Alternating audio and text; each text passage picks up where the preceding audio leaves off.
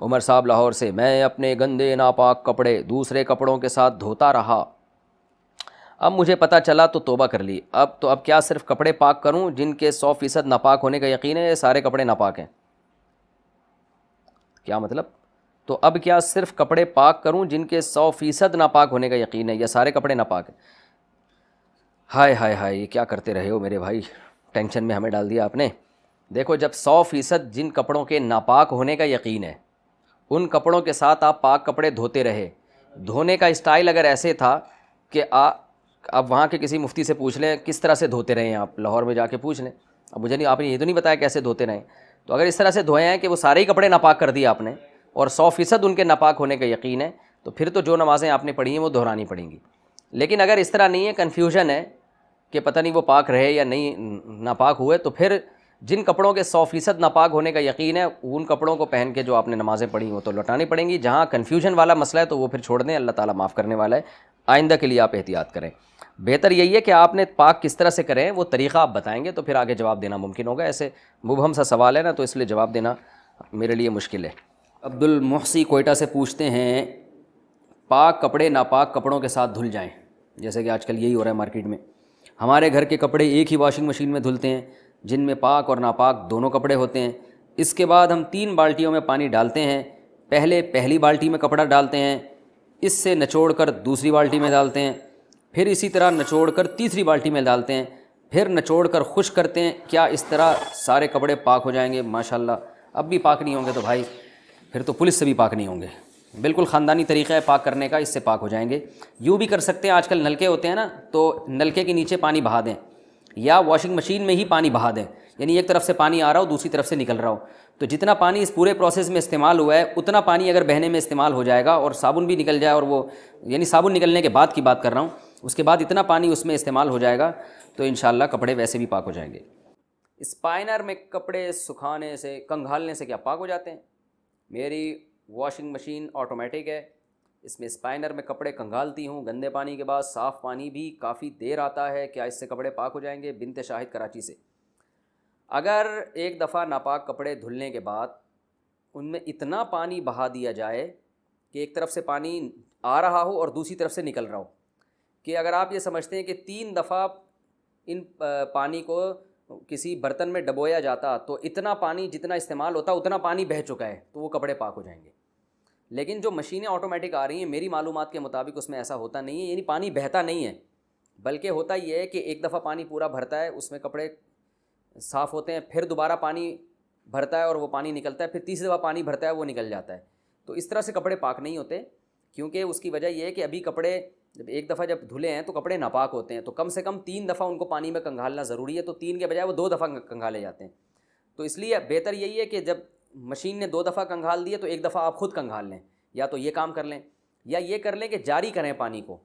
جاری کا مطلب پائپ لگائیں، ادھر سے پانی آ رہا ہو اور ادھر سے نکل رہا ہو، تو جب اتنا پانی نکل جائے گا جس میں آپ کو اندازہ ہو کہ کپڑے پاک ہو گئے تو کپڑے انشاءاللہ پاک ہو جائیں گے۔ ٹب سے نہائیں تو اس سے کیا ہم وضو کر سکتے ہیں؟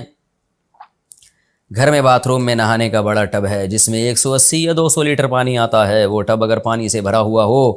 تو اس میں ایک دفعہ وضو یا غسل جنابت کرنے کے بعد دوبارہ اسی پانی سے وضو یا غسل کیا جا سکتا ہے؟ شیرینہ خان، بھائی ٹب میں اگر آپ نے غسل ایسے کیا کہ ٹب کے اندر بیٹھ کے غسل کیا پھر تو اب نہیں ہو سکتا اس سے کچھ بھی، تو ہاں اگر ٹب سے ایسے پانی لے کے اپنے اوپر ڈالتے رہے ہیں جیسے مگے سے جو تمیز سے اسی طرح ہی نہایا جاتا ہے، کہ ٹب کے اندر بیٹھ کے نہیں نہایا جاتا بلکہ ٹب سے پانی لے کے جو ہے وہ اپنے اوپر ڈال رہے ہیں، تو پھر تو اس ٹب سے آپ انہیں غسل بھی کیا، جو پانی بچ جائے وضو بھی کریں یا پہلے وضو کر لیں، ویسے غسل کے بعد وضو کی ضرورت نہیں ہوتی لیکن سنت غسل یہی ہے کہ پہلے وضو کریں پھر غسل کریں۔ اور اگر جاری ٹب ہے اس کے اندر بیٹھ گئے اور نلکا کھول کے پانی اس سے نکل کے جا رہا ہے، آپ نہا رہے ہیں اور پانی بہہ رہا ہے، تو پھر اس میں غسل بھی جائز ہے اور اسی میں وضو بھی جائز ہے۔ بالٹی میں کپڑے کیسے پاک کریں؟ بالٹی میں ناپاک کپڑے پاک کرنے کا طریقہ بتا دیں، نیز اگر نجاست معلوم نہ ہو کہ کہاں لگی ہو نہ نشان ہو تو کیا حکم ہوگا؟ عرفان شکور دبئی سے۔ دیکھو پہلے جہاں نجاست لگی ہے اس جگہ کو دھو کے صاف کریں، اور اگر پتہ ہی نہیں چل رہا تو اندازے سے دھو لیں کہ اس جگہ شاید لگی ہوئی ہو، اندازے سے بھی دھو لیں گے اللہ قبول کر لے گا انشاءاللہ۔ باقی یہ کہ بالٹیوں میں بالٹی میں تو جب کپڑے ڈالے جائیں ان کو اچھی طرح رگڑا جائے اور پھر کم سے کم 3 دفعہ، جب پہلے یعنی جب تھوڑا صابن نکل گیا نا، اس کے بعد کم سے کم 3 دفعہ بالٹی میں کپڑا ڈال کے نیا پانی لے کے نچوڑا جائے. یعنی کپڑے بالٹی میں ڈال دیے، پھر سب کپڑوں کو نچوڑیں، پھر دوبارہ پانی میں ڈال دیں، یعنی بالٹی میں پانی بھرا ہوا اور نیا پانی، اس میں کپڑے ڈال دیں، پھر پھر کپڑے نکال کے اچھی طرح نچوڑیں، پھر تیسری دفعہ بالٹی کو پانی سے بھریں، اس میں کپڑے ڈال دیں اور پھر اچھی طرح نچوڑیں. تو اس طرح سے پاک ہو جائیں گے.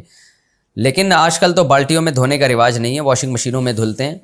اور کپڑے ویسے بھی لوگ نیچے دھو رہے ہوتے ہیں بیٹھ کے، پھر آخر میں بالٹیوں میں ڈالتے ہیں اس کو. تو خلاصہ یہ کہ کپڑے میں اگر گندگی کے نجاست کا جو نشان ہے یا بدبو آپ نے اگر ختم کر دی ہے نا، تو پھر 3 دفعہ اس طرح سے پانی میں ڈال کے کنگھالیں گے تو کپڑے آپ کے پاک ہو جائیں گے. اور ایک اور آسان طریقہ ہے کہ پہلے کپڑے اچھی طرح دھو لیں، پھر بالٹی میں کپڑے ڈالیں اور نلکے کا پانی کھول دیں. تو جب بالٹی کا پانی نکل کے بہنا شروع کر دے گا نا، تو وہ جاری پانی ہو جائے گا، تو بھی کپڑے پاک ہو جائیں گے.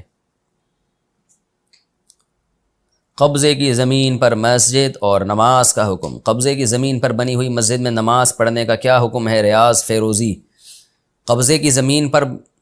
مسجد بنانا بھی حرام ہے، اور اگر مسجد بن گئی تو اس میں نماز پڑھنا بھی جائز نہیں ہے. کسی نے نماز پڑھ لی تو وہ واجب الاعادہ ہے، اس نماز کو دوبارہ لوٹانا واجب ہے اگر کسی کے ذاتی جگہ پہ کسی نے قبضہ کیا ہے.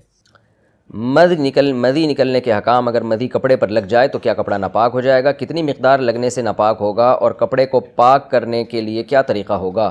کیا مدی نکلنے سے وضو ٹوٹ جاتا ہے؟ محمد قربان انڈیا سے. مدی اس ٹرانسپیرنٹ پانی کو کہتے ہیں جو ہے جب کسی مرد کو خواہش یا شہوت پیدا ہوتی ہے تو جو پانی نکلتا ہے تو اس کو مدی کہا جاتا ہے. ایک تو بالکل وائٹ پانی ہوتا ہے جو ڈسچارج ہونے کے وقت نکلتا ہے، وہ اس سے تو غسل فرض ہو جاتا ہے. جو مزی ہے اس سے وضو ٹوٹ جاتا ہے.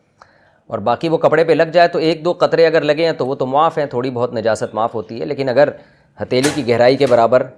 جو 5 روپے کا سکہ ہے نا، تو اس کے برابر اگر وہ مزی پھیل گئی ہے یا مختلف تھوڑی تھوڑی شلوار پہ یا جسم پہ کہیں لگ گئی ہے اور خیال یہ ہے کہ اتنی ہو گئی ہوگی، تو اس کو دھونا پھر لازم ہے، دھوئے بغیر نماز نہیں ہوگی. لیکن دھونے کا طریقہ آسان ہے. حدیث میں غسل خفیف کا حکم ہے، یعنی معمولی سا دھو ڈالنا بھی کافی ہے. تو ہلکا سا دھو دیں گے تو کپڑا پاک ہو جائے گا.